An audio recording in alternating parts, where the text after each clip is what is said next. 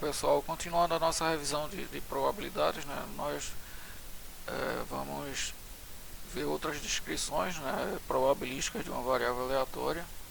Na aula passada, né, nós definimos o que eram variáveis aleatórias.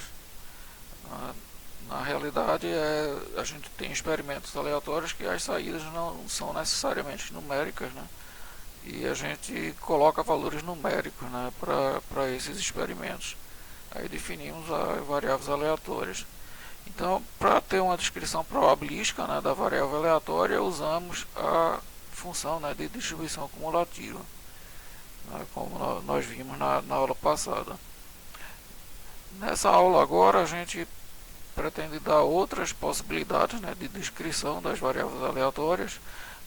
Nesse primeiro caso, a função de massa de probabilidade quando as variáveis são discretas. Quando as variáveis são contínuas, né, a gente usa para a descrição a função de densidade de probabilidade. Vamos ver as descrições parciais, né, de uma variável aleatória, as grandezas mais importantes, que é a esperança, a variância e os momentos. E vamos falar um pouco, né, sobre algumas distribuições importantes. Aqui temos uma frase, né, no nosso momento de reflexão do José Pacheco, que é um educador português, que veio até aqui para o Brasil, né, já faz um tempo que ele está aqui no Brasil. E ele diz o seguinte: não se deve dar respostas, né, sem haver perguntas. Isso é uma tendência, né, de nós professores, né, de estar dando as respostas, né, sem que haja perguntas. Então isso acho que diminui o interesse, né, o professor perde a ideia, né, do que os alunos realmente estão interessados.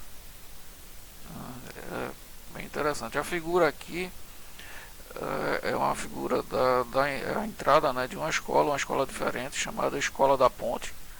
Da ponte no sentido de que ela cria uma ponte, né, entre o conhecimento, né, e cidadania.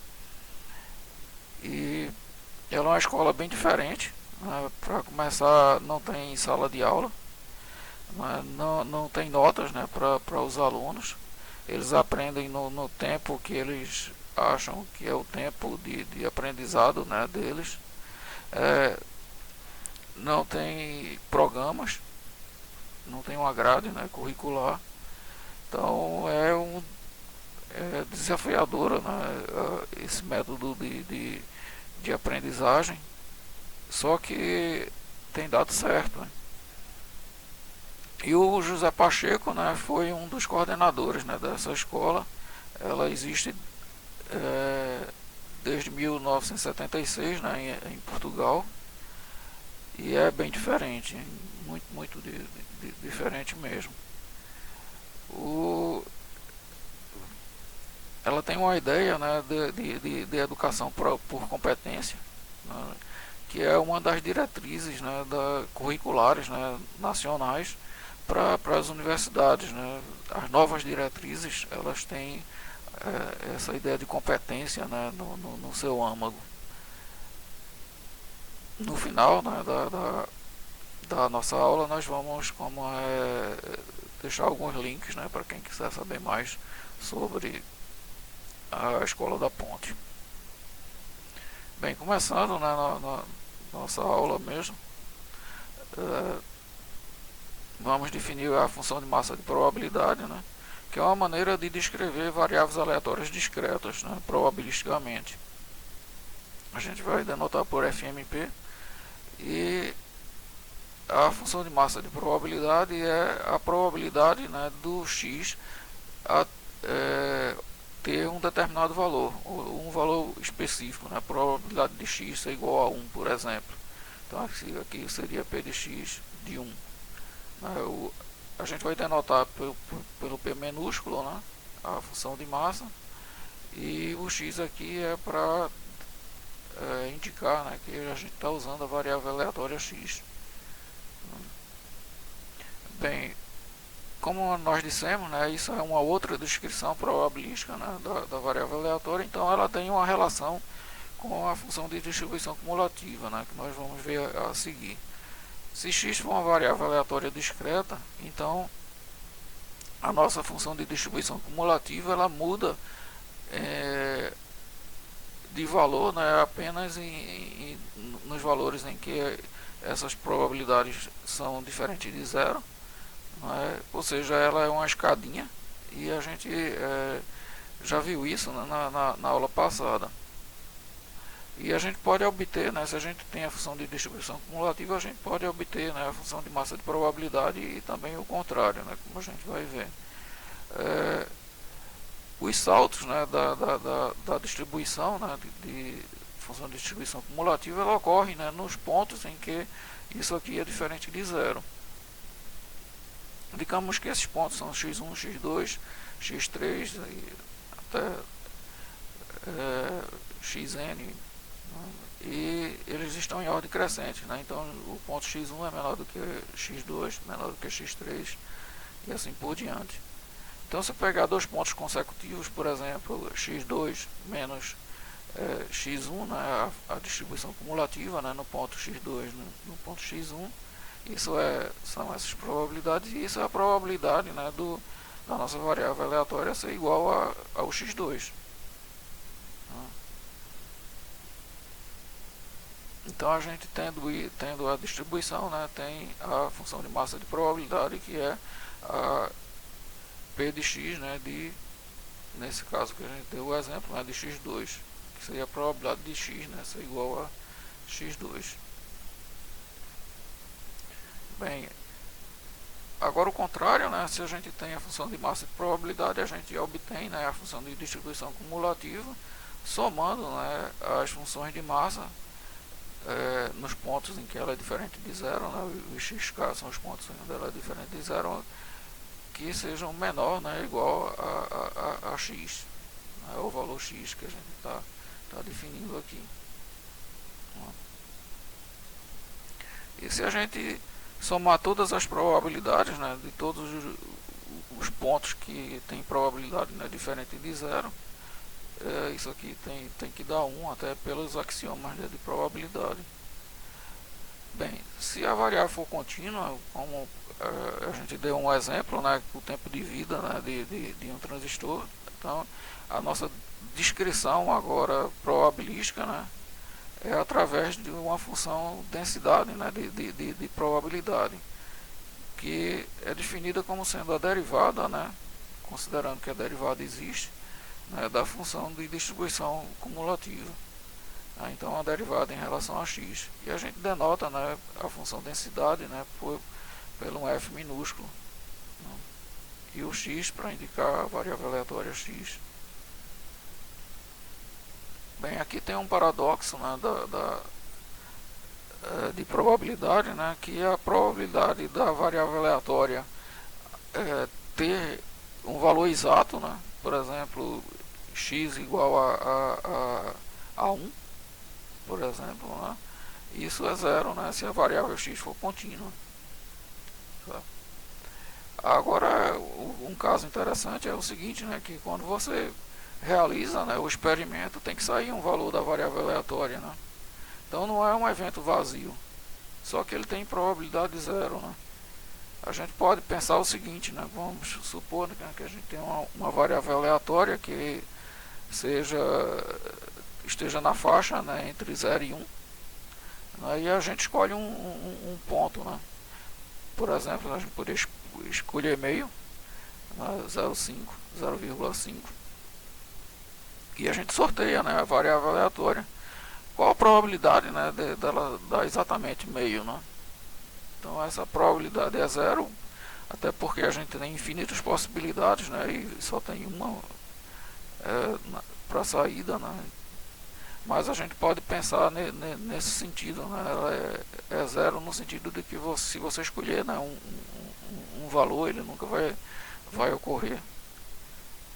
E só tem sentido, né, falar de probabilidade para uma faixa, né, de valores, né, para a variável aleatória contínua. Se a função de distribuição cumulativa, se a gente tem a função densidade, né, de probabilidade, a gente encontra a função de distribuição cumulativa através dessa integral, né. Veja que isso é a área, né, de menos infinito a x, né, da função densidade.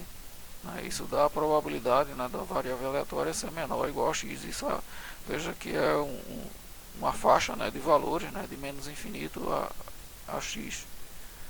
E se a gente integrar de menos infinito a infinito, isso aqui tem que dar 1, né, pelos axiomas de probabilidade, mas a gente pode ver isso, que aqui seria infinito, né? A probabilidade da nossa variável aleatória ser menor do que infinito é 1, né? Porque qualquer valor que você colocar aqui vai ser menor do que infinito. Bem, aqui é uma descrição parcial, né, a primeira, como é grandeza, né, que é a grandeza mais usada, né, em probabilidade, que é a esperança, ou média, né, ou valor esperado. São termos usados também. Eu gosto mais do termo esperança, eu acho mais bonito, né, a esperança, né, de uma variável aleatória. Um termo bem brasileiro, né, a esperança.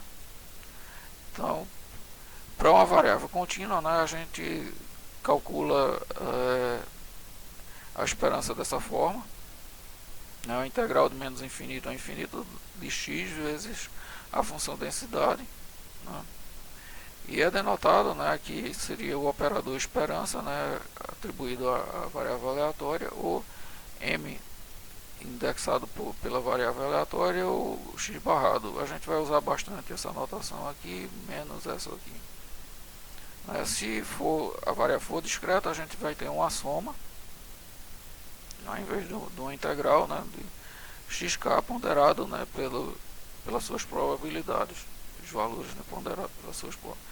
Bem, a esperança, né, é o que a gente tem, que aparece mais, né, na nossa, como é na prática.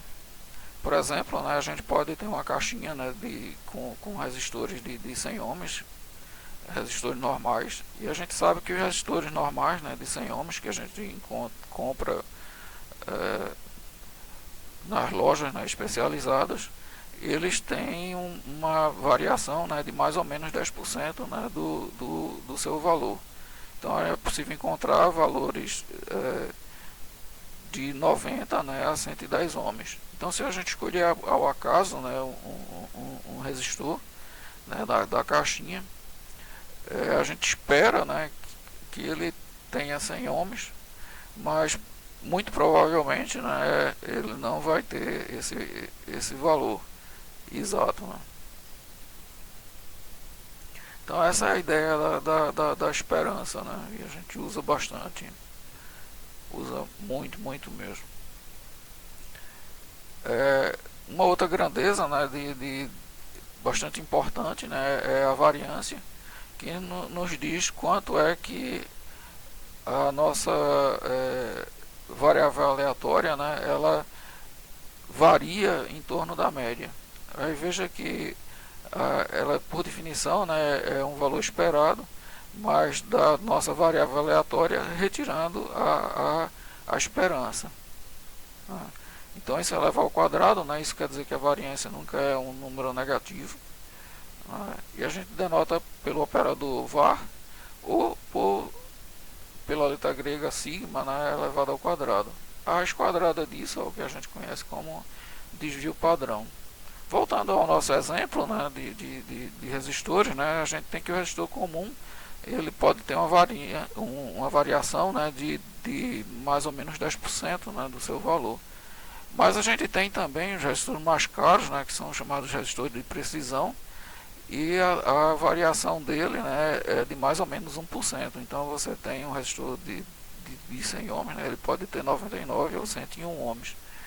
E isso quer dizer o seguinte, né, que a variância dele se a gente pensar o valor do resistor como sendo a nossa variável aleatória, né, a variância do resistor de precisão é muito menor, né, do que dos resistores comuns. Ou seja, a variância, né, nos dá, na realidade, a precisão, né, da nossa variável aleatória. Ou seja, quanto menor a variância, né, menos ela se espalha ao redor da média. Então nós teremos valores mais precisos. Bem, aqui é como a gente calcula, né, a variância, né, no caso da variável ser contínua, né, veja, em vez de nós tiver o x, né, para o caso da esperança, a gente tem o x menos a esperança de x ao quadrado, né, vezes a função densidade, ou a soma, né, soma ponderada, no caso da variável ser discreta. A gente tem também, né, os momentos, né, de uma variável aleatória, e ele é definido, né, por de ordem n, né, é a esperança de x, né, da nossa variável aleatória elevado a n, né, que dá xn, né, vezes a função densidade, né, essa integral aqui, por definição. E se ela for discreta, né, a gente tem, em vez de ter uma integral, tem uma soma. Para o nosso caso, né, o n maior ou igual a 3 quase nunca vai aparecer. E quando n igual a 2, né, no caso de processo estocástico, a gente vai ter uma interpretação física, né, para essa grandeza. Bem, algumas distribuições, né, que a gente vai aparecer bastante em processo estocástico. A primeira é Bernoulli, que é uma função indicadora, né, de falha ou sucesso, né, o sucesso ou falha. O sucesso, em geral, a gente atribui o valor 1 e a falha o valor 0. Né? Então, a gente tem várias coisas que podem ser modeladas, né, várias aplicações que podem ser modeladas, né, por Bernoulli. E se a gente tiver uma sequência, né, de variáveis de Bernoulli, e a gente quiser saber, por exemplo, a probabilidade, né, de você ter k sucessos, né, em n, então isso dá uma binomial. Então a binomial vem da soma, né, de variáveis de Bernoulli. Temos também a distribuição de Poisson. Normalmente é um processo de contagem. No caso da contínua, né, temos a uniforme, né, a exponencial e a gaussiana. A uniforme, normalmente a que aparece mais é a uniforme entre 0 e 1. Né? A exponencial, que é muito usada para, por exemplo, a gente deu o exemplo do tempo de vida, né, de um transistor. Então a distribuição, né, exponencial, ela aparece muito quando a gente tem essa coisa de tempo, né, que é modelar o tempo. E a mais usada, né, a campeã, né, de aplicações é a gaussiana, que é a nossa distribuição, né, em formato de sino. Bem, terminando, né, a nossa aula, temos o crédito, né, aquela foto é uma foto da entrada, né, da escola da Ponte, Portugal. E temos aqui um link, né, para palestra, né, do professor Pacheco, e um link também para da Viviane Mosé, né, que é uma educadora brasileira, né, bem conhecida, que ela fez um tour, né, pela Escola da Ponte, e a gente, se quiser entender um pouco mais, né, da Escola da Ponte, ela faz uma entrevista com alunos, né, com professores e com pais, né, de alunos, né, sobre a Escola da Ponte. Bem, na próxima aula, né, nós vamos falar sobre múltiplas variáveis aleatórias, né, e como é que elas têm influência, né, elas influenciam uma a outra. E bem, nos veremos então na próxima aula. Até mais.